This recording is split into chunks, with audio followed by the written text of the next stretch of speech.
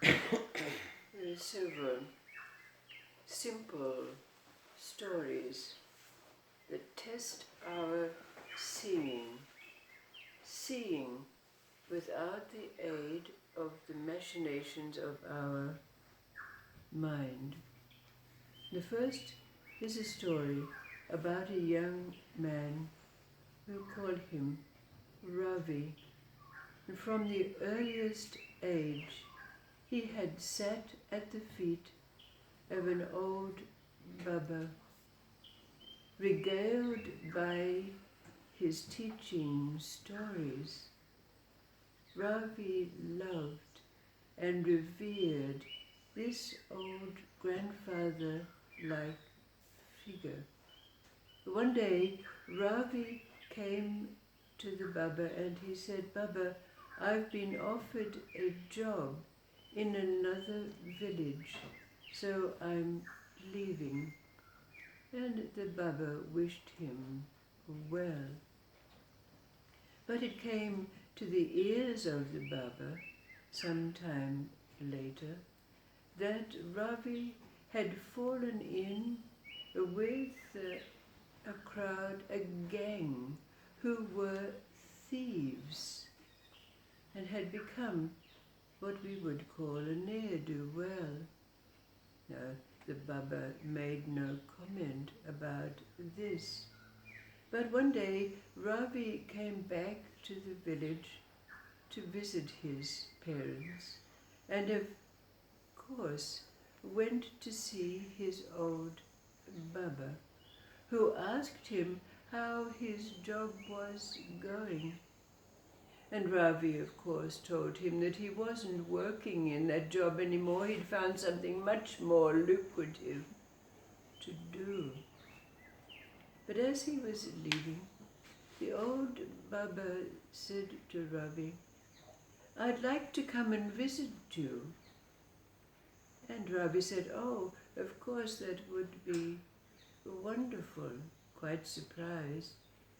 But then the Baba said, "Well, you know that I can take any form, so will you recognize me when I come?"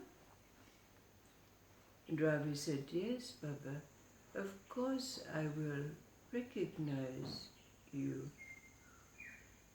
So when Ravi went back and resumed plying that which was his new occupation of thieving, his gang told him to go into town to undertake some heist. So when Ravi went into town, he noticed that there was a rich merchant there, obviously with his little bag of gold openly on his belt. And Ravi set his sights on having the opportunity to take this bag of gold. But as he was approaching the merchant, he suddenly thought to himself, oh, I wonder, could this be Baba?" So of course he could not complete the heist. And when he went back to the gang and they asked him why he came back empty-handed, he made some excuse, the police were coming by. And so it went on. He went into town and an old farmer had tipped over his cart of apples. And of course, in the way of the gang, he would have gathered the apples and run, but instead he thought, could this be Baba? And so he gathered the apples and returned them to the old farmer, who thanked him with all his heart. And so it went on. And of course it came to the ears of the Baba that Ravi was now an upstanding member of the community, helping people, treating them with great respect and consideration. And they congratulated the Baba on what he did. And of course, the Baba said, but I did nothing. I merely showed him another perspective. Then the second story is also about a young man, we will call him Kumar, and he lived in a village, a place far away, but being parentless, he lived with his grandfather. Now in that place, the staple diet was rice, but the sowing, the hoeing and weeding and reaping of the rice was left to the women of that place, considered to be a woman's work, while the boys and the men went fishing and hunting and gathering wild yams and fruit from the forest. But Kumar's grandfather insisted that they take care of their rice field. And every time Kumar asked, because he wanted to be like the other boys and men going off fishing and hunting, the old grandfather insisted that they remain and continued to be dedicated to their task of tending the rice field.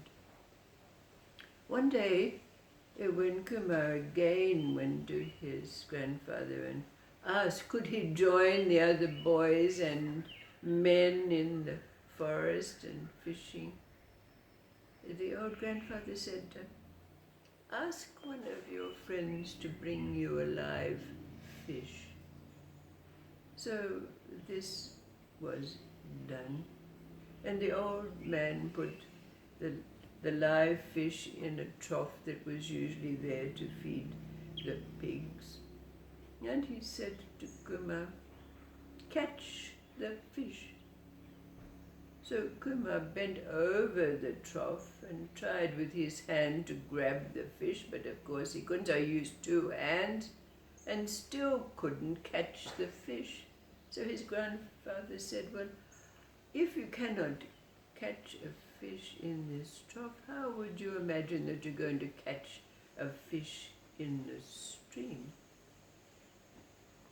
But then the time went on, and again when Kumar asked his grandfather, the grandfather says, Kumar, let us continue to concentrate on the task of tending our rice paddy, because you will see that the fish and meat, the venison and the fruit of the forest will come to us. And so it happened that when it came time for harvest time, the grandfather and Kumar had a great stash of rice, but all the other villagers, because of the weeds that had taken over their field, because of course the women were busy with other tasks and unable to keep up, keeping the rice fields free of invasive weeds, that their crops were very small.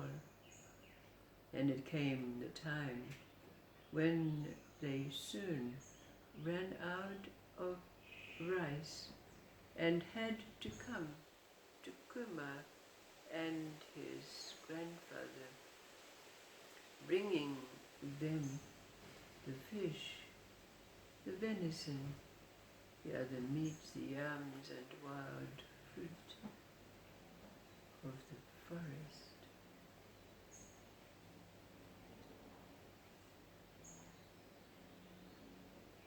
Seeing, what do you see in these stories? The similarity, the message, the mystery hidden in plain sight. Simple stories, though they be.